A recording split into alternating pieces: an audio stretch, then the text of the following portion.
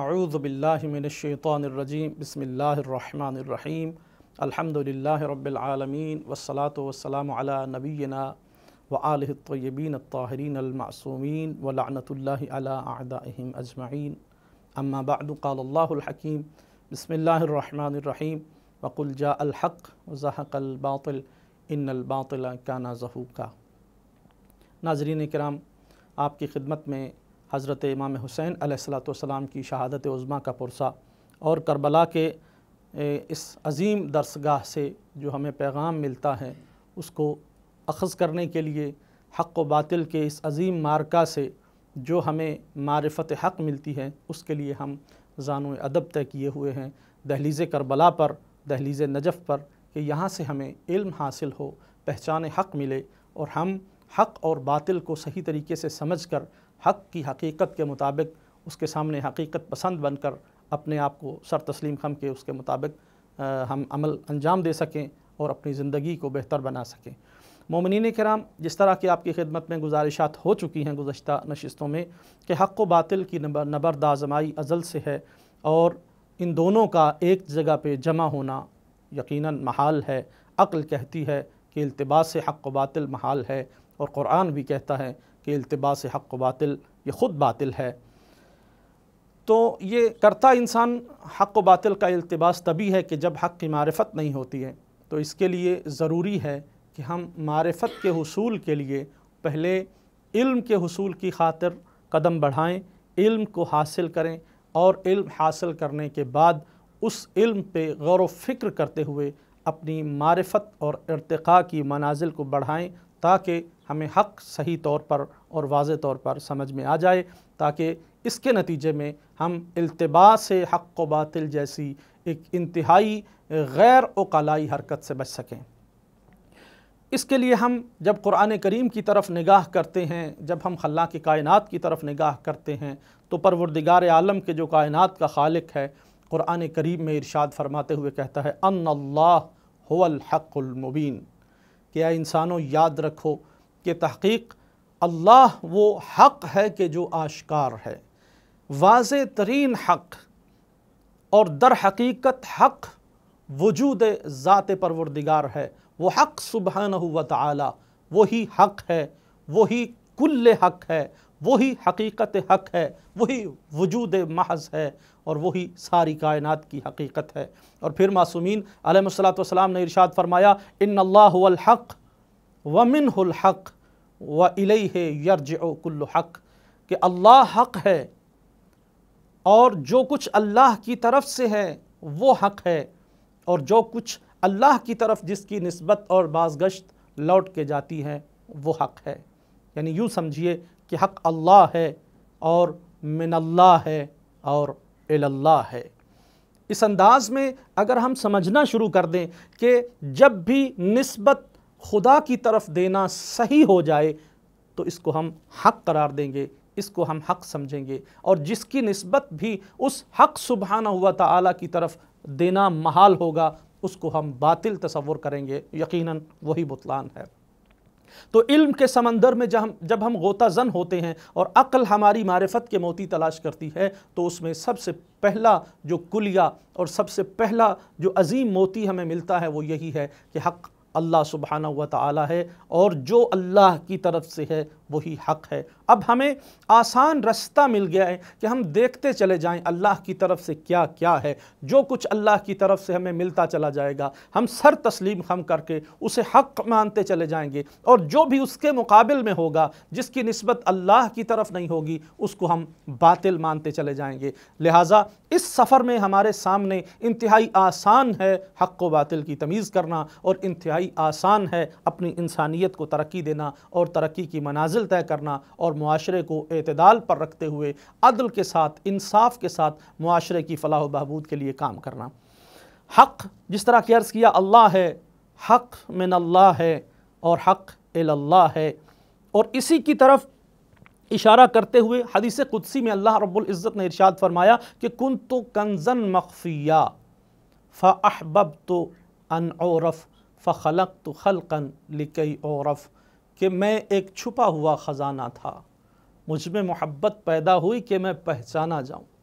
تو میں نے ایک مخلوق کو خلق کیا تاکہ میں پہچانا جاؤں، اور وہ مخلوق اول کہ جو پیدا ہوئی معرفت حق سبحانہ و تعالیٰ کی غرض سے، وہ کوئی اور ذات نہ تھی، وہ حضرت محمد مصطفیٰ صلی اللہ علیہ وآلہ وسلم کی ذات بابرکات تھی۔ حضرت ختمی المرتبت خاتم النبیین ارشاد فرماتے ہیں کہ اول ما خلق اللہ نوری، وہ جو سب سے پہلے جس کو اللہ نے خلق کیا تھا اپنی محبت کے ساتھ، اپنی معرفت کے لیے، وہ اور کوئی نہیں تھا، وہ محمد مصطفیٰ تھے، وہ ذات محمدیہ تھی، وہ نور محمدیہ تھا کہ جو اللہ نے اپنی محبت کے ساتھ اپنی معرفت کی خاطر جس کو پیدا فرمایا۔ تو یہاں سے معرفت حق کا سفر شروع ہوا کہ جب حضرت محمد مصطفیٰ صلی اللہ علیہ وآلہ وسلم کی ذات بابرکات نے اس ذات کو سجدہ کیا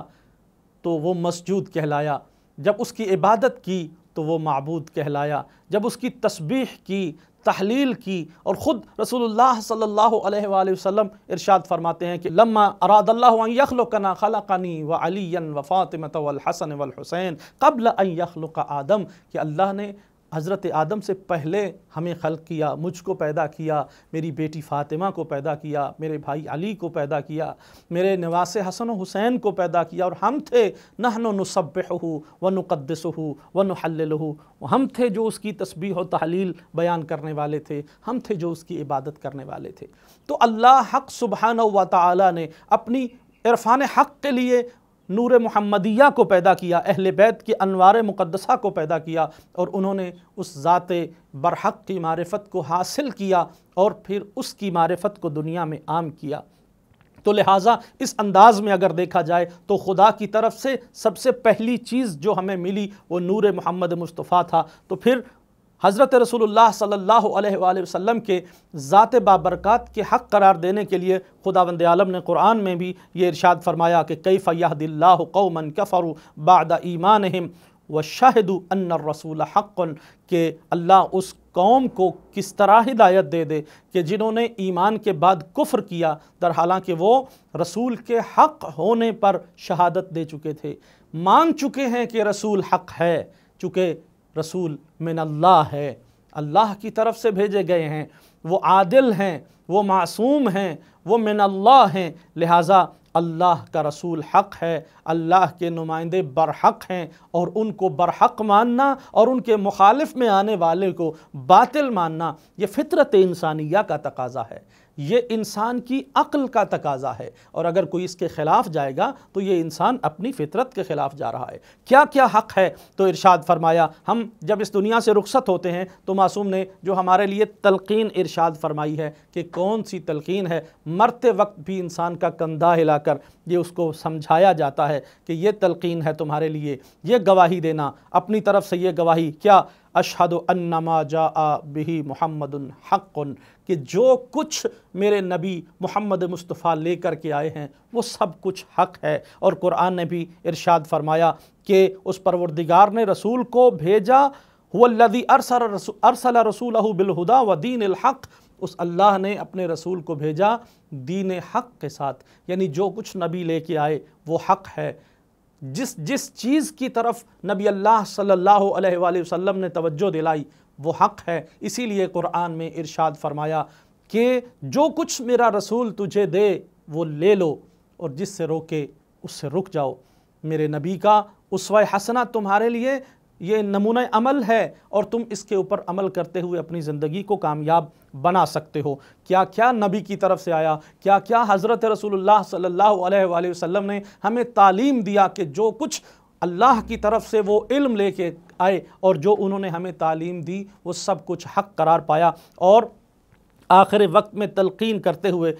کہا جاتا ہے کہ مردے کو بتاؤ، اہل بیت نے کہا اس کو سمجھاؤ کہ ہر چیز کا اقرار کرے کہ ان الموت حق والمنکر ونکیر حق والحشر حق والمیزان حق والمرصاد حق والجنت حق والنار حق والوعد والوعید بہما حق، اور آخر میں